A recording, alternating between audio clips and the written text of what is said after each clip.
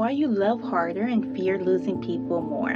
If you love deeply, if you attach quickly, if silence makes your chest tight, if distance feels unbearable, if you overthink text, tone, timing, and energy, if you fear losing people even when nothing bad has happened, I want you to stop blaming yourself. It's not your fault. This is also not being needy. It's not that you're insecure. It's not that you're broken. You simply have an anxious attachment style, and it didn't come from weakness. It came from how your nervous system learned to survive love.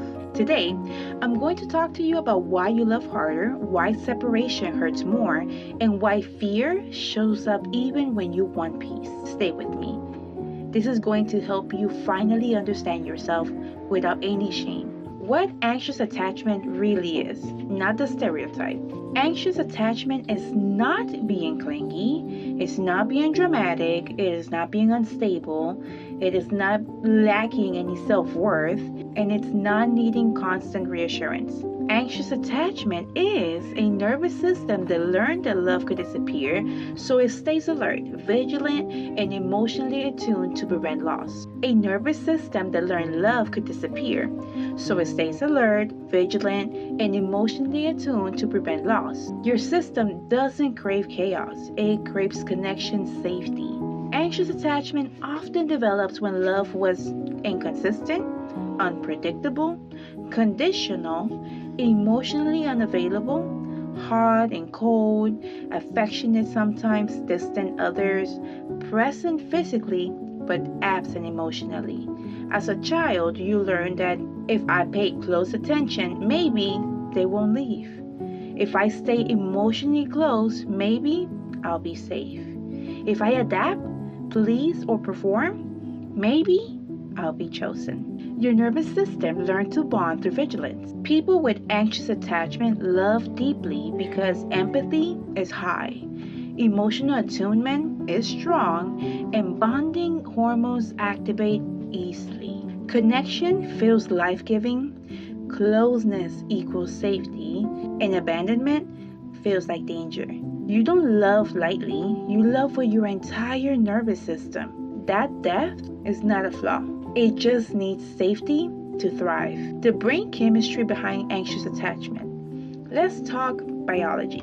Anxious attachment involves high oxytocin release, dopamine dependency, cortisol spikes, and adrenaline. This creates the cycle where closeness feels euphoric, distance feels devastating, uncertainty feels unbearable, and consistency feels addictive. Your body bonds quickly and panics when the bond feels threatened. For anxious attachment, silence doesn't feel neutral. It feels like abandonment. It feels like danger, rejection, loss, and emotional threat.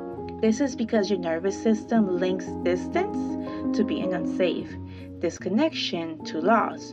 So when someone pulls away, even unintentionally, your body reacts before your mind can reason. Anxious attachment creates hyperattunement. You notice tone changes, response time, energy shift, body language, subtle distance, emotional withdrawal, and your nervous system scans constantly, trying to prevent abandonment. This isn't manipulation. This is protection. Many anxiously attached women over-explain, over-compromise, over-give, put others first, ignore their own needs, stay longer than they should, tolerate inconsistency, and accept mixed signals.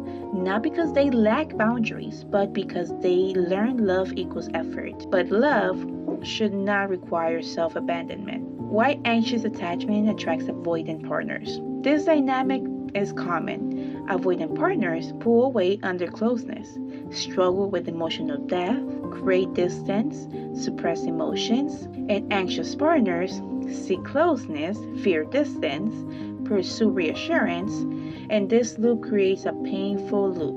One pursues, one withdraws, both feel misunderstood. The anxious partner feels rejected. The avoidant partner feels overwhelmed. Neither is broken, but the dynamic is wounding. Why breakups hurt more with anxious attachment? Breakups don't just end relationships, they trigger attachment injury. You lose your emotional safety, routine, connection, identity, regulation, reassurance. Your body reacts as if it's surviving a threat. This is why anxious attachment breakups feel consuming, obsessive, physical, overwhelming, and long lasting. You're not dramatic, you're grieving loss at a nervous system level. Anxious attachment often comes with shame. I'm too much, I ruined relationships, I need too much reassurance, I push people away. But anxiety doesn't destroy relationship. Mismatch attachment does. So you're not the problem. You just need emotional safety. Healing is not about becoming detached. It's about becoming secure within yourself. First step, you need to regulate your nervous system daily. So calm creates clarity. 2. Separate the feelings from the actual facts. Emotions do not equal reality. 3. Practice internal reassurance. Give yourself what you seek from others. 4. Slow down attachment. Consistency over intensity. Don't expect anything too quickly. Sit back, relax, and enjoy the show. Then, after you've seen for a while, then you can decide if it's something that you can attach to or move forward with. Choose emotionally available partners. Safety heals faster than passion. 6. Build a full emotional life. Your partner should not be your only emotional anchor. Secure attachment is learned, not inherited. You're not stuck this way forever. Secure attachment is built through self-trust, boundaries, emotional regulation, consistency, safe relationships, and healing work. Your nervous system can learn safety. The reframe that changes everything.